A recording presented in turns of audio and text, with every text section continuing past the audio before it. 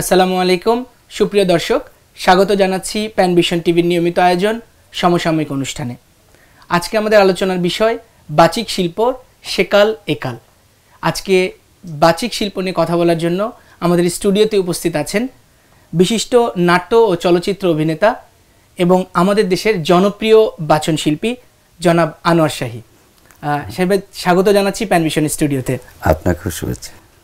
আমরা আজকের আলোচনার বিষয় সেটি আমরা জানি যে যেসব শিল্পীরা পর্দার আড়ালে কাজ করেন, শুধু তার কণ্ঠ দিয়ে মানুষের হৃদয় জয় করেন। বেতারে, টেলিভিশন, বিজ্ঞাপন, ডকুমেন্টারি এবং ডাবিং চলচ্চিত্র বা সিরিয়াল বা এছাড়াও বিভিন্ন সময় আমরা দেখি যে নানাভাবে এইসব কণ্ঠগুলো আমাদের মোহিত করে, কিন্তু অবয়ব আমরা দেখি না। আজকে আপনাকে পেয়েছি একদম অবয়ব সহ কণ্ঠ দেখার জন্য। একটু আমরা পেছনের দিকে একটু নজর দিতে চাই যে এই যে বাচন শিল্পের যে আমাদের দেশ স্বাধীন হওয়ার পরে বাংলা ভাষার এই বাচন শিল্প বাংলাদেশ টেলিভিশন এবং বেতারে একটু যদি বলবেন 80-90-এর দশকের দিকের কথা। আসলে এই বাচন শিল্পটা তেমন গ্রহণযোগ্যতা তখন ছিল না, বা বাচন শিল্প বলেও তখন আসলে এরকম আপনাদের মতো সম্মানজনকভাবে বলা হতো না, কিন্তু ছিল এটা। যেমন রেডিওতে আমি যখন খুব ছোট তখন দুর্বার নামে একটা অনুষ্ঠান হতো, তখন জনাব হাবিবুর রহমান জালালের নাম শুনতাম, দুর্বার। ওই কণ্ঠটা শোনার পরে মনে হতো যে ওই মানুষটা জানি কেমন, তাকে আমি দেখতে চাই। তারপরে আমরা যখন শুনতাম সিনেমার কিছু বিজ্ঞাপন, তখন শুনতাম মাজার ভাইয়ের কথা, মাজারুল ইসলামের কথা, যার নাম না বললেই হয় না চলচ্চিত্রের বিজ্ঞাপনে বা চলচ্চিত্রের ব্যবসার যে একটা বলবো প্রসার ঘটানোর যে ভূমিকা, বিরাট ভূমিকা, মাজার ভাইয়ের ভূমিকা খুব বেশি ছিল সেখানে। পত্রপত্রিকারও ছিল, কিন্তু মাজার ভাইয়ের যে লেখনী এবং লিখে যে বাচন ভঙ্গিতে তিনি বলতেন, তার কথাটাকে এত বেশি বিশ্বাস করতো দর্শকরা যে সিনেমাটা না দেখে পারতো না। তো সেখান থেকে আমি দেখতাম যে এমন সুন্দর করে কথা বলা যায়। তো এইটাই হচ্ছে সেই বাচন।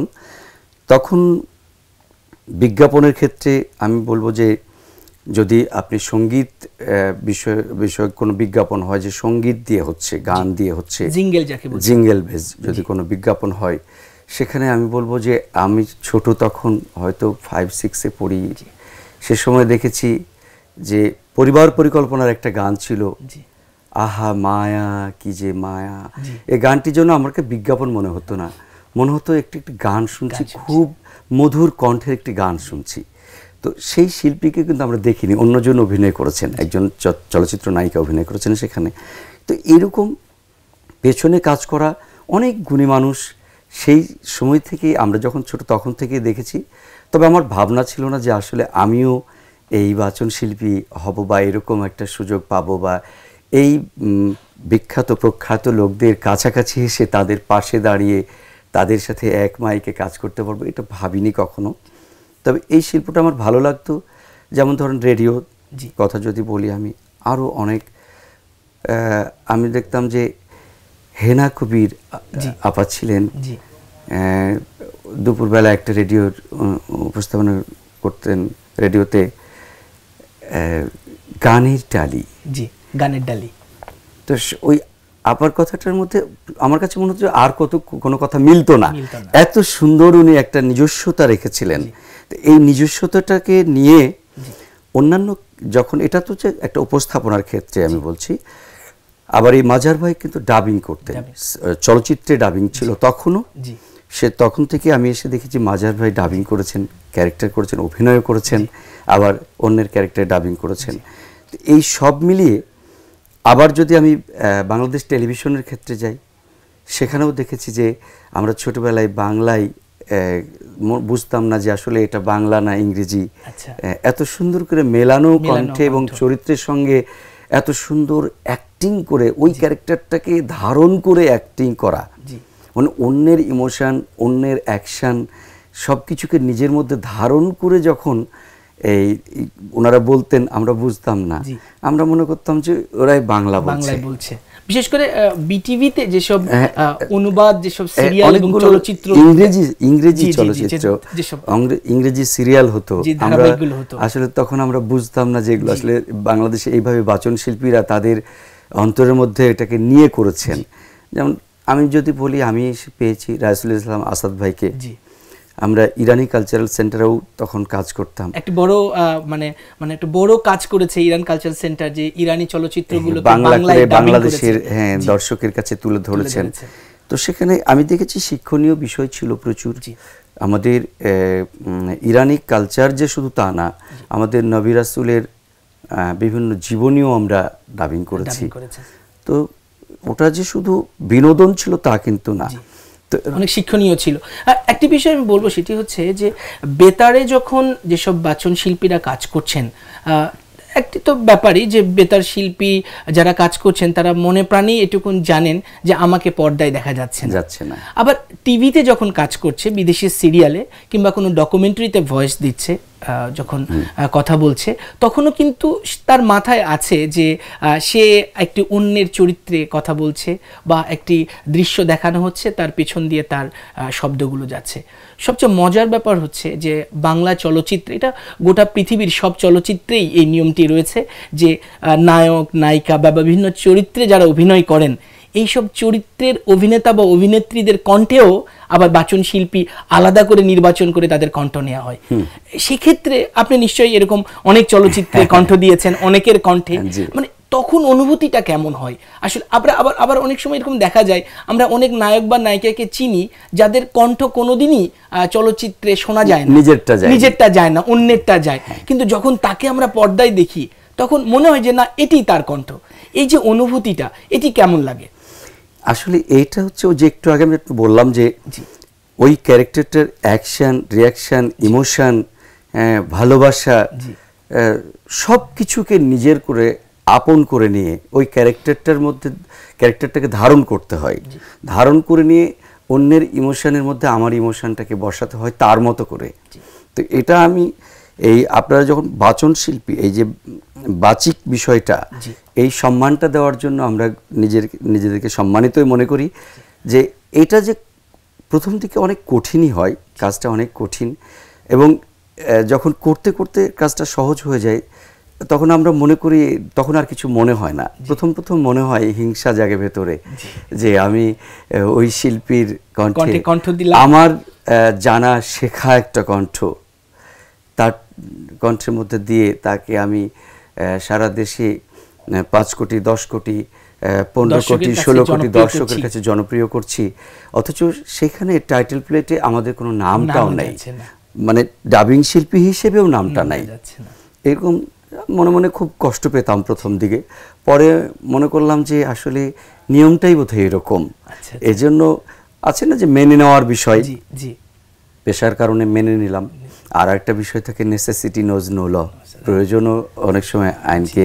তার মানে সেকালের কথা বলতে গেলে যেটি সবচাইতে একটু হলেও খেদের, একটু হলেও দুঃখের, সেটি হচ্ছে যে এই বাচন শিল্পী যারা ছিলেন, যারা এই চলচ্চিত্রে বা বিভিন্ন জায়গায় কথা বলতেন, আসলে বাচন শিল্পের যে সমাদর, বাচন শিল্পীর যে সমাদর, এটি আসলে মনে হয় ওই সময়টাতে এতটা বেশি ছিল না। মানে দুপক্ষই, যারা বাচন শিল্পী ছিল তারাও মনে করতো যে প্রয়োজনের তাগিদে আমরা করছি, আর যারা এই কাজটা করিয়ে নিতেন তারাও মনে করতেন যে প্রয়োজনের তাগিদে তারা করিয়ে নিচ্ছেন। হ্যাঁ, এটা ছিল আসলে তখন। তো দেখেন আপনি, কবিতা, আবৃত্তি শিল্প, কিন্তু অবশ্যই আবৃত্তিটাও কিন্তু শিল্প ছিল না। আচ্ছা, এটাকেও অনেক পরে স্বীকৃতি দিয়ে শিল্প বলা হয়েছে। হ্যাঁ, তো তখন অনেক ছেলে মেয়ে, আমাদের যারা বড় ভাইয়েরা আছেন, শিমুল ভাইয়েরা, তারা তো জয়ন্ত দা, তারা জীবনটা দিয়ে ফেলেছেন এটার জন্য, এটা শিল্প হবে। তারা এটা এস্টাবলিশড করেছেন, এটা শিল্প, আবৃত্তি শিল্প। তো এই বাচিক বিষয়টা যখন আমরা করেছি, আপনি জানেন মজার ঘটনাটা যে এই বাচন শিল্পীর ডাবিং দিয়ে চলচ্চিত্র অভিনেতা অভিনেত্রী ন্যাশনাল অ্যাওয়ার্ড প্রাপ্ত আছেন। আচ্ছা আচ্ছা আচ্ছা আচ্ছা, যার কণ্ঠ যায়নি, শুধু অভিনয় এবং পেছন থেকে একজন বাচন শিল্পী, একজন ডাবিং শিল্পীর ডাবিং করা ক্যারেক্টার দিয়ে সেই ইমোশনে সম্মানিত জুরি বোর্ড মোহিত হয়ে সেই ক্যারেক্টারটাকে জাতীয় চলচ্চিত্র পুরস্কার দিয়েছেন। আমরা আরো কথা বলবো, বিশেষ করে এই সময়ের যখন আমরা মনে করি যে এই সময়ে বাচিক শিল্পের এবং বাচন যারা শিল্পী রয়েছেন তাদের কিছুটা হলেও সুদিন, এই সুদিন নিয়ে এই কালের গল্পগুলো বলবো আমরা একটা ছোট্ট বিরতি নিয়ে। সুপ্রিয় দর্শক, দেখছিলেন প্যানভিশন টিভির নিয়মিত আয়োজন সমসাময়িক। কথা বলছিলাম বাচিক শিল্পের সেকাল এবং একাল নিয়ে নিচ্ছি ছোট্ট একটি বিরতি, ফিরছি কিছুক্ষণের মধ্যেই, সঙ্গেই থাকুন।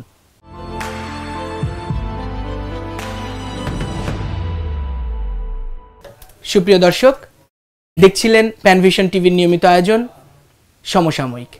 বিরতির পর আবারও স্বাগত জানাচ্ছি আপনাদেরকে। শাহী ভাই, কথা বলছিলাম বাচিক শিল্প নিয়ে, সেকালের কথাগুলো শুনলাম। একালে এসে আপনার কি মনে হয় যে এই যে বাচিক শিল্প এবং বাচিক শিল্পীদের কিছুটা হলেও সুদিন ফিরেছে? আসলে বাচিক শিল্পটা এদেশে স্টাবলিশড কোনো শিল্প হয়নি। আচ্ছা। এবং বাচিক শিল্পীদেরকে আমি বলবো যে যাদের মাধ্যমে আমরা কাজগুলো করে থাকি তাদের কার্পণ্যতার কারণে, তাদের আমি বলবো যে হয়তোবা খুব খারাপ কথা করে বলতে পারছি না আর কি বিষয়টা, তাদের দৈন্যতার কারণে, মনের দৈন্যতার কারণে তারা বাচিক শিল্পীদেরকে কোথাও পরিচয় করিয়ে দেন না। আচ্ছা আচ্ছা আচ্ছা। কোথাওই না, একমাত্র রেডিওতে যখন নাটক হয় তখন শুধুমাত্র একটু তাদের নামগুলো বলা হয়, হ্যাঁ নামগুলো বলা হয় এই নাটক করেছেন। কিন্তু বিজ্ঞাপন যখন হয়, এই বিজ্ঞাপনটি অতি জনপ্রিয় একটি বিজ্ঞাপন হয়েছে, আমি বিজ্ঞাপন এখানে নাম বলতে চাচ্ছি না, যেটিতে কণ্ঠ দিয়েছিলেন আমাদের শ্রদ্ধেয়, এখন উনি অসুস্থ, সালেহ আহমেদ ভাই। জি জি জি। যেটির কারণে এই লোকটি যিনি এখানে অভিনয় করেছিলেন তিনি আন্তর্জাতিকভাবে বিভিন্ন জায়গাতে সমাদৃত হয়েছেন, বিভিন্ন আন্তর্জাতিক অনুষ্ঠানে তিনি ডাক পেয়েছেন এই বিজ্ঞাপনটির জন্য। কিন্তু যে কণ্ঠটি এই মায়াজালটা সৃষ্টি করেছে সেই লোকটিকে কেউ জানে না, বা কোথাও বলাও হয়নি যে এই বিজ্ঞাপনের ভোকালটি উনি দিয়েছিলেন। যারা আমরা শিল্পের সাথে জড়িত এই শিল্পটার সঙ্গে, আমরা তারা শুধু জানি যে এই ভোকালটি কার। তো এই যে বিষয়টা, মানে আপনি বলছেন যে যারা বাচিক শিল্পী হিসেবে কাজ করছেন তাদের মধ্যেও কিছুটা হলেও হীনমন্যতা কাজ করে? না, শিল্পীদের মধ্যে না, যারা করান, যারা করান তাদের মানুষ মানে মনের দৈন্যতা আছে, মানসিক দৈন্যতা, মানসিক না, এটা মনের একটা দৈন্যতা আছে তাদের মধ্যে। একটা আমি বলবো যে বড় পরিচয় দেওয়ার অভাব আছে ভেতরে, যার কারণে তারা কোথাও এই শিল্পীদের নামগুলো পরিচয় করতে চান না। যেমন বাংলাদেশ চলচ্চিত্রে আমি 94-এর পর থেকে এ পর্যন্ত হয়তো 100টা চলচ্চিত্রে আমি ভোকাল দিইনি। আচ্ছা, তাহলে আমি গুনতে পারবো না আমি কতটাতে দিয়েছি। আচ্ছা আচ্ছা আচ্ছা আচ্ছা। যার কারণে আমি দিইনিটা গুনতে পারছি। তো সেইখানে এই বাংলাদেশ চলচ্চিত্রের একটি চলচ্চিত্রেও ডাবিং শিল্পীদের নাম তারা দেন না। জি। অথচ আমি আপনাকে বলি যে জীবদ্দশাতেও আমি বাংলাদেশের 95 সাল থেকে এই পর্যন্ত জীবন্ত কিংবদন্তি যারা এখনো আছেন, যারা মারা গেছেন, আমি প্রত্যেকের কণ্ঠ দিয়েছি, একটা করে হলেও দিয়েছি, আমি একটা ওয়ার্ড হলেও দিয়েছি, কিন্তু কোথাও নামটা আসে না, স্বীকৃতিটা ওইভাবে তারা দেন নাই। আমি ছোট একটু যদি বলি যে চলচ্চিত্রের কথা যখন আসলো, গোটা বিশ্ব চলচ্চিত্রে এখন এই যে অ্যানিমেশন চলচ্চিত্র, এটির এখন অনেক জয় জয়কার আমরা দেখছি। হলিউডে হচ্ছে, বলিউডে হচ্ছে, টলিউডে হচ্ছে, আমাদের দেশেও আমি বলতে যাচ্ছিলাম যে রিসেন্ট আমাদের দেশেও একটি হয়েছে। এই সাহসী পদক্ষেপ নিয়েছেন আমাদের খুবই তরুণরা, তরুণ ছেলে মেয়েরা। আমি সেই প্রেস কনফারেন্সে ছিলাম, আমি খুবই বাহবা পেয়েছি। আমি সেই ছবিটির মধ্যে কণ্ঠ দেওয়ারও অভিজ্ঞতা হয়েছে। বাংলাদেশের প্রথম অ্যানিমেটেড ফিল্ম ডিটেকটিভ, রবীন্দ্রনাথ ঠাকুরের একটি গল্প নিয়ে, যেটা জাজ মাল্টিমিডিয়া করেছেন।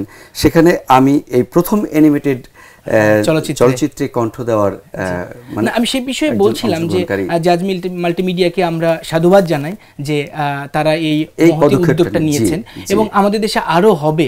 এই যে বাচিক শিল্পীদের যে স্বীকৃতি দেওয়ার বিষয়টি, যেখানে গোটা পৃথিবীতে এখন অ্যানিমেশন চলচ্চিত্রগুলোতে যারা কণ্ঠ দিচ্ছেন তাদেরকে কিন্তু খুব মানে বড় করে স্বীকৃতি দেওয়া হয় তাদেরকে। সেই জায়গাতে আমাদের দেশে যখন আরো এরকম অ্যানিমেশন চলচ্চিত্র হবে, সেখানে তো এই প্রশ্নটি তখন আরো বড় আকার ধারণ করবে, কারণ এখানে তার ওই নায়কটা নেই, এখানে আর ওই নায়িকাটা নেই, বা এখানে ওই চলচ্চিত্র অভিনেতাটা নেই। আসলে এই কথাটা যদি আপনার সঙ্গে ওখানে বলতে হয়, তাহলে আমি বলবো যে আমাদের এই বাংলা নাটকের যিনি জনক, যিনি 40 টাকার তৎকালীন সময় 40 টাকার পার্কার কোম্পানির চাকরি ছেড়ে দিয়ে নাটকে নিবেদিত হয়েছিলেন, তো তিনি বলেছিলেন যে এই কেউ পথ সৃষ্টি করে যায়, অনাগত ভবিষ্যতের জন্য কেউ পথ সৃষ্টি করে যায়, তো সৃষ্টি করার পরে কেউ সে পথে হাঁটতে পারে, কেউ পারে না। তার পরবর্তী যে জেনারেশন, তাদের জন্য এই জঙ্গল সাফ করে একটা রাস্তা করে দিয়ে পরবর্তী প্রজন্মের জন্য রাস্তা করে দিয়ে যান। তো আমি মনে করি যে আমারও কত সিনিয়র আছেন যারা, মাজার ভাইদের কথা বললাম, ইরফান ভাই, যার কি বলে শিডিউলের জন্য 4 দিন পর্যন্ত একটা ছবি প্যাক আপ হয়ে যেত, যে উনি শিডিউল দিতে পারতেন না শুধু ডাবিং করার জন্য। সুফিয়া আপা ছিলেন, মারা গেলেন কিছুদিন আগে। তো এই যে এনারা তো চলে গেছেন শুধুমাত্র ওই সামান্য কিছু টাকা নিয়ে। আমি যেমন এই আপনাদের দোয়াতে কণ্ঠের জন্য আমি 2টো অ্যাওয়ার্ড পেয়েছি, আমাকে সম্মানিত করেছেন 2-1টা সংগঠনের সম্মানিত জুরি বোর্ড, আমি তাদের প্রতি কৃতজ্ঞ। আবার আরেকটি আমি 29 তারিখে এই আগামী 29 ডিসেম্বর পাবো, বাংলাদেশ সংস্কৃতি পরিষদ নমিনেশন দিয়েছেন আমাকে বিজ্ঞ জুরি বোর্ড। তা আমি বলছি যে আমার আগে যারা ছিলেন তারা এটুকুও পাননি। আজকে প্যানভিশন টিভির সামনে, টিভির দর্শকের সামনে, পর্দার সামনে আমি কথা বলতে পারছি, আপনি আমার সঙ্গে কথা বলছেন, এই যে সম্মানজনক একটা পেশা বলে নিয়ে এসেছেন, তো এইটা আমি পেয়েছি, কিছু হলেও পেয়েছি। আমার অনাগত ভবিষ্যৎ হয়তো এরকম হাজার হাজার সংগঠনের স্বীকৃতি পাবে, অ্যাওয়ার্ড পাবে। এই বাচিক শিল্পী হিসেবে বাংলাদেশের সর্বোচ্চ চলচ্চিত্র পুরস্কার, জাতীয় চলচ্চিত্র পুরস্কারটাও হয়তো, জাতীয় চলচ্চিত্র পুরস্কারের একটা বিভাগ থাকবে বাচিক শিল্পীদের জন্য। এটা আমি আশা ব্যক্ত করছি, এবং আমার যারা বিজ্ঞ গুণীজন, শ্রদ্ধাভাজন, যারা এইগুলো নিয়ে চর্চা করেন, যারা এগুলো নিয়ে ভাবেন, তাদের প্রতি শ্রদ্ধা রেখে বলছি, তারা হয়তো আমি যদি আরো 10টা বছর বাঁচি, হয়তো তাদের হাত দিয়ে আমি দেখেও যেতে পারি যে আমার কোনো সন্তান, আমার কোনো ভাই একটা পুরস্কার পেয়েছে, আমি না পাই, হয়তো তারা কেউ পেয়েছে, মানে স্বীকৃতিটা পেয়েছে, হয়তো তারা পাবে বলে আমি। এবং যে সুদিনটার কথা আপনি বলছিলেন, যে এই সুদিনটা খুব একটা বেশি সুদিন না, যেহেতু স্বীকৃতির বিষয়টা নেই, এই স্বীকৃতি পেয়ে একদিন সুদিন হবে, এটা একটা শিল্প হবে। অভিনেতা অভিনেত্রীরা যে সম্মানে ভূষিত হন, বাচিক শিল্পীরা সেই সম্মানে ভূষিত হবেন, আমরাও সেই আশা কামনা করছি যে জাতীয় চলচ্চিত্র পুরস্কার সহ নানা পুরস্কারের একটি বিভাগ থাকবে যেখানে বাচিক শিল্পীদের পুরস্কৃত করা হবে। আনোয়ার শাহী ভাই, আপনাকে অসংখ্য অসংখ্য ধন্যবাদ প্যানভিশন টিভির এই স্টুডিওতে বাচিক শিল্প নিয়ে কথা বলার জন্য।